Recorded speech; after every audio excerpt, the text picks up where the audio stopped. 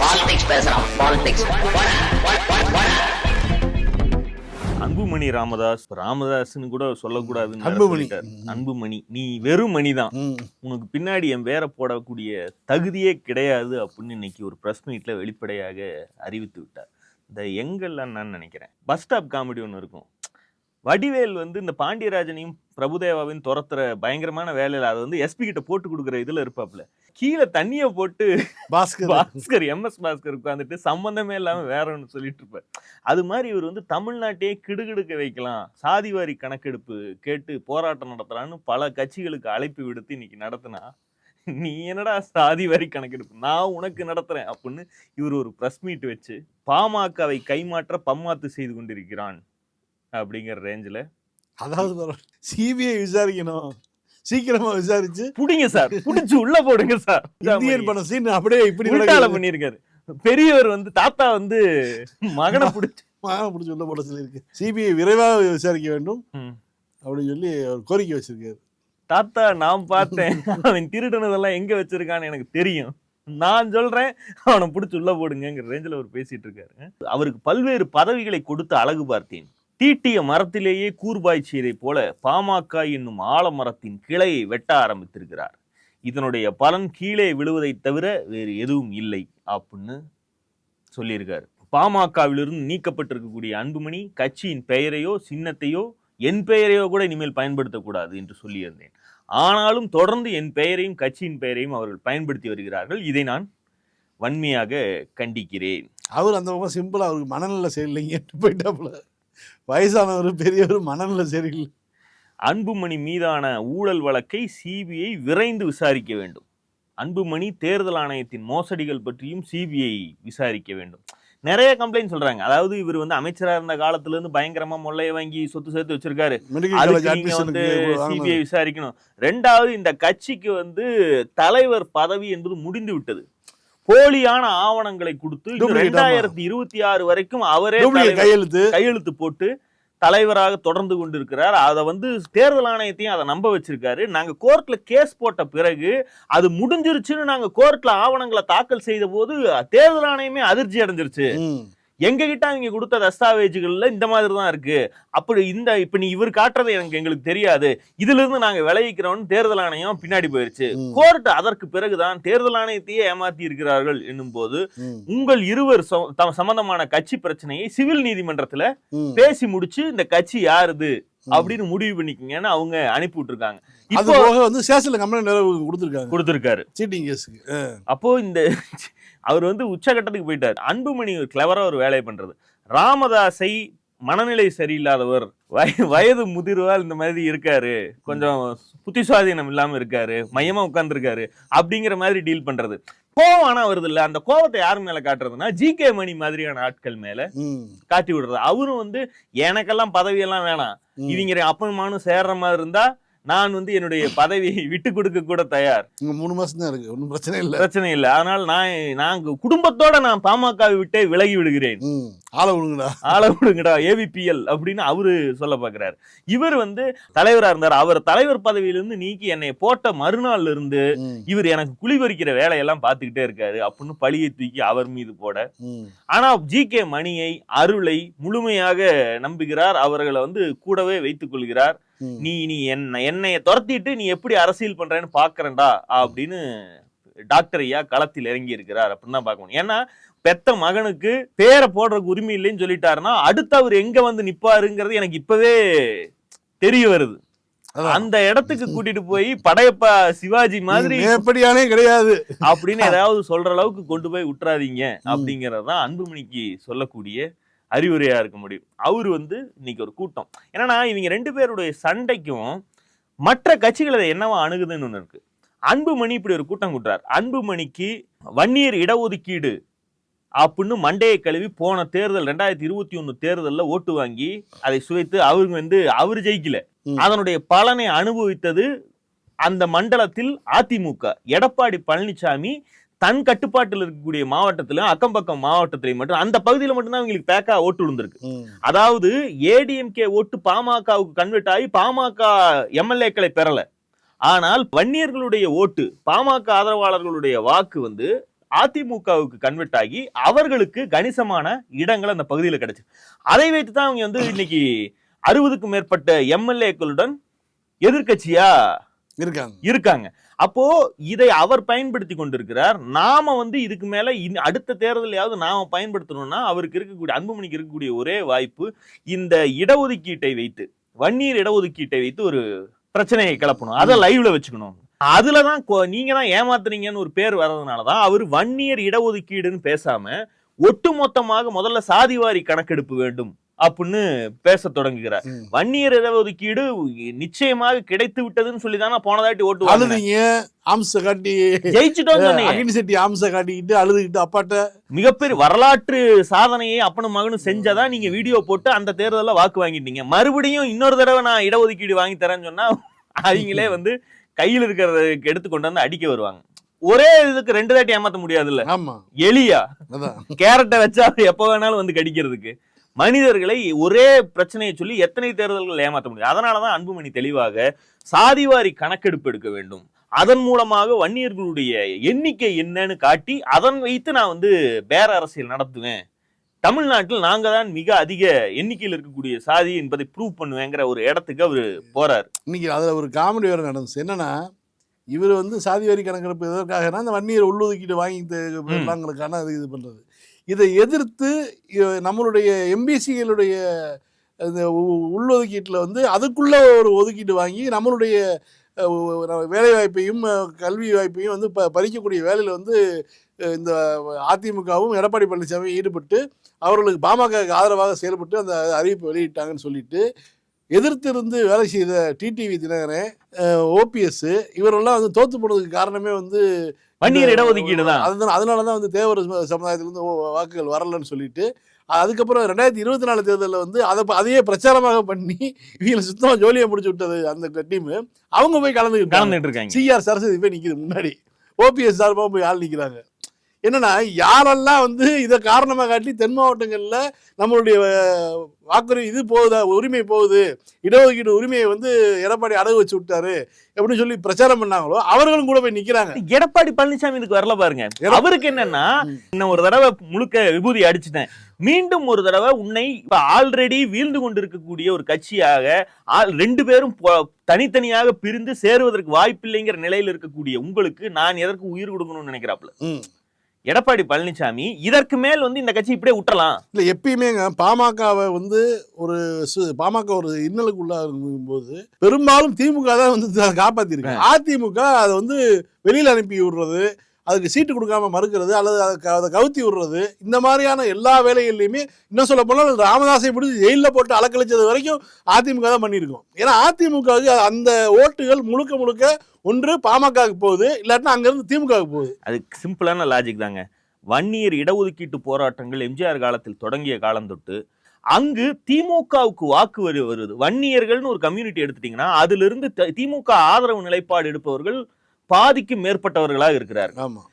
அதுல இவ்வளவு பேர் அந்த கட்சியை ஆதரிக்கிறார்கள்ங்கிற இடத்துல இருந்துதான் புதிதா அதுக்கு மட்டுமே ஒரு கட்சி ஆரம்பிக்கலாங்கிற எண்ணமே ராமதாஸுக்கு வருகிறது. திமுக பிடிக்காதுங்கிறவங்க கூட ராமதாஸுக்கு போடுவதற்கு தான் போறாங்களே தவிர வன்னியர்கள் வந்து அதிமுகவை பிரதானமாக ஃபர்ஸ்ட் ப்ரிஃபரன்ஸாக வைத்திருப்பவர்களுடைய எண்ணிக்கையே ரொம்ப கம்மி. எதற்கு காரணம் என்னன்னா, அதற்கு எம்ஜிஆர் வந்து அந்த போராட்டங்களுக்கு நடத்திய எதிர்வினை ரொம்ப சிம்பிள்ங்க. ஒரு தமிழ்நாட்டில் இங்கிருந்து சென்னையிலேருந்து இப்படியே ஒரு கோடு கிழிச்சோம்னா ஜிஎஸ்டி ரோடனுடைய 2 பக்கம் இருக்கு. சென்னையிலேருந்து பார்க்கும்போது இருக்கக்கூடிய இடது பக்கம் இருக்கு பார்த்தீங்களா, இடது பக்கம் முழுக்க வந்து திமுக ஆதரவு வன்னிய மக்கள் மத்தியில் செறிவாக இருக்கக்கூடிய வன்னிய மக்கள் மத்தியில் திமுக ஆதரவு இருக்கும். இந்த பக்கம் அப்படியே மேற்கு பகுதியை வந்து எடுத்து அப்படியே மேற்கு போக போக அது அதிமுக ஆதரவாக லேசாக மாறும்.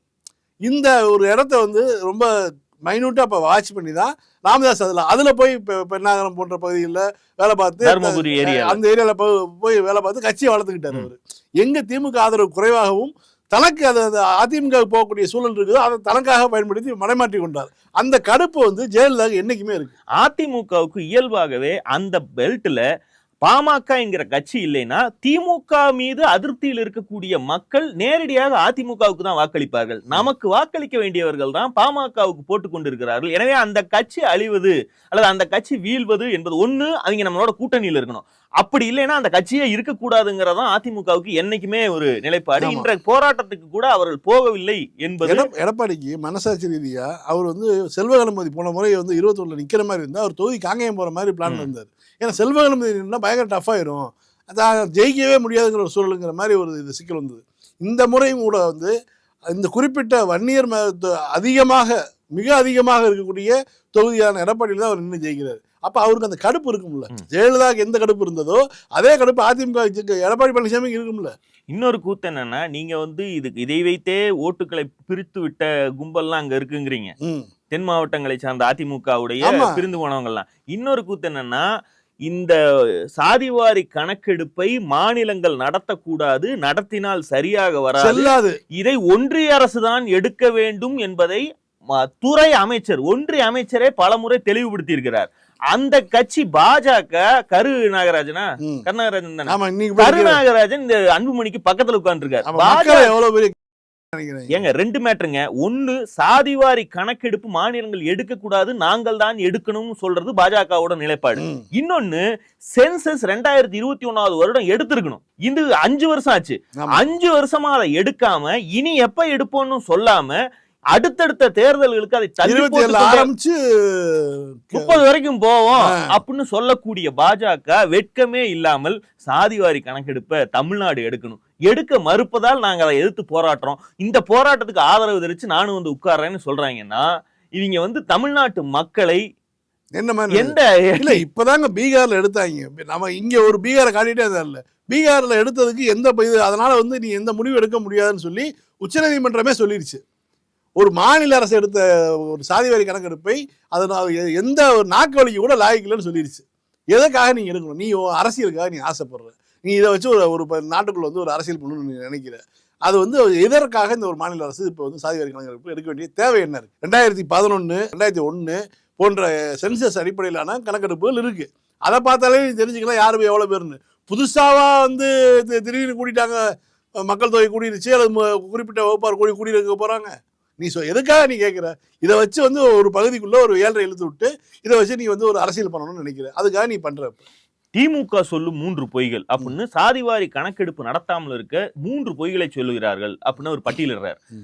சாதிவாரி கணக்கெடுப்பை மத்திய அரசு தான் நடத்த வேண்டும், தமிழகம் நடத்தினாலும் கோர்ட் தள்ளுபடி செய்துவிடும், சாதிவாரி கணக்கெடுப்பு நடத்த மாநில அரசுக்கு அதிகாரம் இல்லை என்று திமுக சொல்லுவதாக இவர் சொல்லுகிறார். திமுக மட்டும் சொல்லல, உங்க பக்கத்துல உட்கார்ந்துருக்காருல கருநாகராஜன், அவர்கிட்ட கேளுங்க, பாஜக இதை சொல்லுகிறது. இந்த துறையினுடைய அமைச்சர் அஸ்வினி வைஷ்ணவ் இதை வந்து தெளிவுபடுத்தி இருக்கார், நாடாளுமன்றத்திலையும் தெளிவுபடுத்தி இருக்கார். இன்னொன்று, மாநில அரசு தான் நடத்த வேண்டும் என்று நீதிமன்றமே கூறியுள்ளது.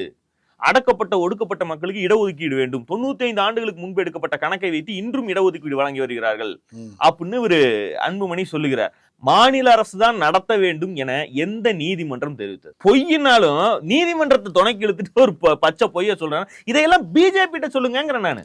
அவன் வந்து அண்ட புழு என்ன, இவரு ஆகாச புழுகுரு. அவங்க மற்ற மாநிலத்துக்கு ஒரு நிலைப்பாடும் தமிழ்நாட்டுக்கு ஒரு நிலைப்பாடும் எடுத்துட்டு வர்றாங்க. இந்த கதையை தான் மற்ற மாநிலத்துக்கு சொன்னாங்க. நான் மாநில அரசு எடுத்தால் அதுக்கு எந்த பலனும் கிடையாதுன்னு சொன்னாங்க. மராத்தாக்கு பேசுங்க. இப்ப மராத்தா இடஒதுக்கீடு கேட்கறாங்கல்ல, என்ன பிரச்சனை? ஏன் வந்து மராத்தாவுக்கு கொடுக்க மறுக்குது? என்ன காரணம்? இவ்வளவு நாள் வந்து இந்த மகாராஷ்டிரா மாநிலம் தோன்றி இந்தியா தனியா ஒரு குடியரசாக ஆனதுக்கு பிறகுலேருந்து அந்த மராத்தா இடஒதுக்கீடு இது வந்து நடந்துட்டு இருக்கு. எத்தனையோ பேர், நூற்றுக்கணக்கான பேர் உயிர் கொடுத்துட்டான். என்ன, நூற்றுக்கணக்கான பேர் உயிரை கொடுத்துட்டான். இவ்வளவு இருந்தோம், இன்னைக்கு வரைக்கும் மராத்தா அந்த கம்யூனிட்டிக்கு வந்து ஏன் கொடுக்க முடியல? குறிப்பிட்ட சாதிக்கு தனியாக இடஒதுக்கீடு கொடுக்க முடியாது. இதுதான் காரணம். சாதி தொகுப்புகளுக்கு தான் இடஒதுக்கீடு, சாதிக்குன்னு இடஒதுக்கீடு கிடையாது. அப்படி கொடுக்கிற மாதிரி இருந்தா எண்ணிக்கை பலத்தில் இந்தியாவிலேயே பெரிய எண்ணிக்கை இருக்கக்கூடிய பல மாநிலங்களில் ஒரே சாதி இருக்கு. அம்பேத்கருடைய சாதியே பல்வேறு மாநிலங்கள்ல உண்டு.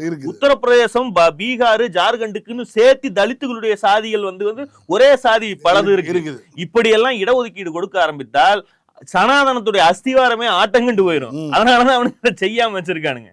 ஆமா, எல்லாத்தோட கொடுமை என்னன்னா, இதுக்கு தாவேக்க போகல. அதுக்கு அவங்க ஒரு காரணம் ஒண்ணு சூப்பரா சொல்லியிருக்காங்க. எங்களுக்கு ஈரோட்ல வேலை இருக்கு. இன்னைக்கு எஸ்பிஎம் அங்க போயிருக்காங்க. என்னங்க இதெல்லாம் புதுசா இருக்கு அப்படின்னா, 6 இன்ச்சு தடுப்பு வச்சிருக்கோங்க, ஒரு பைய எட்டி குதிக்க முடியாது. இந்த வாட்டி பாருங்க. ஏன்னா முந்தா நாள் தான் வந்து செங்கோட்டையும் பிரஸ் மீட்டே வச்சார். அவர் வந்து முள்வேலிகள் அமைத்திருக்கிறோம், ஒரு பைய ஏற முடியாது.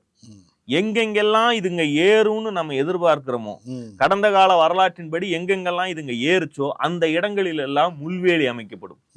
இந்த வாட்டி ஏறுச்சுன்னா என்னை சட்டையை பிடிச்சி கேளுங்க அப்படின்னு சொன்ன பின்னாடி இதெல்லாம் பண்ணியிருக்காங்க. இன்னொரு நூதனமான வழி, இன்னைக்கு இப்பதான் பாலிமர்ல வீடியோ போட்டிருந்தான். காவல்துறையினருடைய உடைகள், தொப்பி, ஷூ அதெல்லாம் வந்து தெருவுல போட்டு விஜயமங்கலத்துக்கிட்ட வித்துக்கிட்டு இருக்காங்களாம். Police dress. இப்ப நீ முள்வேலி எல்லாம் போட்டா நான் வந்து இந்த துண்டு போட்டுட்டு முள்வேலியில ஏறனால தானே பைப்பை வச்சு மட்டையில அடிச்சு இறங்க சொல்ற. இப்ப பாரு நாங்க ஜனநாயகனாவே மாறி வர்றோம்னு விஜய் வந்து போக்கிரியில திடீர்னு போலீஸா மாறிடுவார்ல. அது மாதிரி இவங்க அத்தனை பேர் யூனிஃபார்ம், அதாவது மீட்டர் துணியா விக்கிறானுங்க. எடுத்து கொண்டு போய் தைச்சு நாளை காலையிலக்குள்ள நைட்டா தைக்கிறது. தீபாவளிக்கு உட்காந்து தப்பா இல்ல, அது மாதிரி டெய்லர் கடையிலேயே உட்கார்ந்து தைச்சு காலையில தொப்பிய மாட்டிட்டு எத்தனை பேர் போலீஸா வர்றாங்க. போலீஸே கடிக்குதுன்னு இப்ப இவனுக்கு கடிச்சு வச்சானுங்கன்னா இவங்க பழி அரசாங்கம் சுமக்கணும். பாருங்க, தமிழ்நாடு போலீஸ் எல்லாரையும் கடிச்சு வைக்குது. தமிழ்நாடு போலீஸ் அங்க தவுது இங்க தவுதுன்னு இல்ல. எப்பயுமே வந்து என்னன்னா ஏதாவது வித்தியாசமா அவங்க செய்வாங்க. ஒண்ணு கிரீஸ் தரவனா மேலே ஏறுவாங்க, இதே மாதிரி வந்து கையை பிடிச்சி கடிச்சு வைப்பாங்க. நாளைக்கு இவங்க என்ன பண்ண போறாங்க? நாஞ்சில் சம்பத் ஒரு பேட்டியில ஒண்ணு சொல்லியிருக்காரு. எங்க கடிக்கிறதெல்லாம் நல்லா வாங்க இருக்குதுங்க. கடிக்கிறான்னு நீங்க நினைக்காதீங்க, அவனுக்கு கடிக்கிற அளவுக்கு அரசியல்ல தீவிரத்தன்மை இருக்குன்னு அர்த்தம். அதுதாங்க வெற்றி பெறுவதற்கான சூட்சமே. கடிக்கிற தொண்டை எந்த கட்சிக்கு இருக்கான் அப்படின்னு அவரு அதை என்ன சுத்திக்கிட்டு மொத்தமா கவுத்தி விடுன்னு முடிச்சு விட்டாரு. இன்னொன்னு வந்து இது ஒண்ணு லீக் ஆயிருக்கு. நாளைக்கு விஜய் என்ன பேச போகிறார் அப்படின்னு பேச போறாரு. என் உயிரினும் மேலான நண்பா நண்பீஸ் எல்லாரும் சேஃபா இருக்கீங்களா? ஈரோடு என்று சொன்னாலே மஞ்சள் தான் ஞாபகம் வரும். ஆனா அந்த மஞ்சள் சிவப்பு கருப்புல ஞாபகம் வராது, மஞ்சள் தான் ஞாபகத்துக்கு வரும். அந்த மஞ்சள் ரெஸ்டாரண்டே ஈரோட்ல இல்ல, போயஸ் கார்டன்ல இருக்கு. ரேட் வேற அதிகமா வைக்கிறாங்க. அதுதாங்க புரட்சி தலைவி அம்மாவோட ஆளுமை என்பது. அப்படிங்கிறது உங்களுக்கு தெரியாதா? ஆனா அப்படியாப்பட்ட மஞ்சள் ரெஸ்டாரண்ட்ல மதியானம் போனா சீட்டு கிடைக்க மாட்டேங்குது, தேவட்டு காக்க விட்டுறாங்க. இதுதான் தமிழ்நாட்டை திராவிட மாடல் நடத்துகிற லட்சணமா அப்படின்னு நான் கேட்கல, மக்கள் கேட்கறாங்க. இன்னொன்னு டி நகர்ல ஈரோடு அம்மன் மெஷின் வச்சிருக்காங்க. ஈரோட்டை நினைவுபடுத்துற மாதிரி அங்கேயும் அதிக ரோட்ல தான் உட்கார வைக்கிறாங்க. ஈரோட்டுக்கு பெருமையே வந்து நம்மளுடைய கொள்கை தலைவர் தந்தை பெரியார். ஆனா அவர் பிறந்து வளர்ந்த வீட்டுக்கு அவருடைய பிள்ளைங்களுக்கு கிடைக்க விடாம மியூசியமா மாத்தி வச்சு துரோகம் பண்ணிருக்குது. துரோகம் பண்ணிருக்கிறது யாருன்னு நான் சொல்லி உங்களுக்கு தெரிய தேவையில்லை. புரட்சி தலைவர் எம்ஜிஆருக்கும் புரட்சி தலைவர் அம்மாவுக்கும் பல வருஷமா ரூட்டு போட்டு கொடுத்து அனுபவத்தோட அண்ணன் செங்கோட்டையன் இப்ப ப்ரோ நம்ம கட்சிக்கு வந்திருக்காரு ப்ரோ.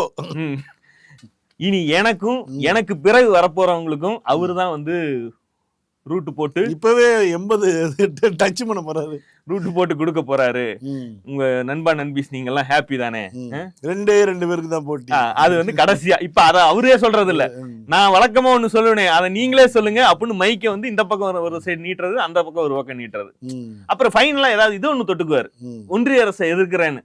எஸ்ஐஆர் மாதிரியான ஒரு உன்னதமான திட்டத்தை எதிர்க்கிற மாதிரி எதிர்த்துக்கிட்டே 1 கோடி பேரை வாக்காளர் பட்டியல்ல இருந்து நீக்கி இருக்கிறதா எனக்கு செய்தி வருது. இதெல்லாம் யாரு பண்ணிருப்பாங்கன்னு நான் சொல்லி தெரிய தேவையில்லை, எதுவுமே நீ சொல்லி தெரிய தேவையில்லைன்னா அப்புறம் எதுக்குதான் வந்திருக்க சிந்தனை சிற்பி செயல் வீரன்னா நீ என்ன மேல போட்டு பேசுற? ஃபைனலா வந்து அவங்களுக்கு நமக்கும் தான் போட்டி, 2 பேருக்கு நடுவுல தான் போட்டி. நல்லதே நடக்கும், வெற்றி நிச்சயம், வரட்டாமே டுர் அப்படின்னு முடிச்சுட்டு போயிடுவாப்ல. இதுதான் நடக்க போகுது. நாளைக்கு செய்தி இது வந்துச்சுன்னா எழுதி வச்சுக்கோங்க. ராஜ்மோகன் எனக்கு இப்பவே அனுப்பி விட்டாப்ல. மீண்டும் சந்திப்போம். லைக் பண்ணுங்க, ஷேர் பண்ணுங்க, சப்ஸ்கிரைப் பண்ணுங்க, கமெண்ட் பண்ணுங்க. பாய். பாலிடிக்ஸ் பேசுறோம், பாலிடிக்ஸ்.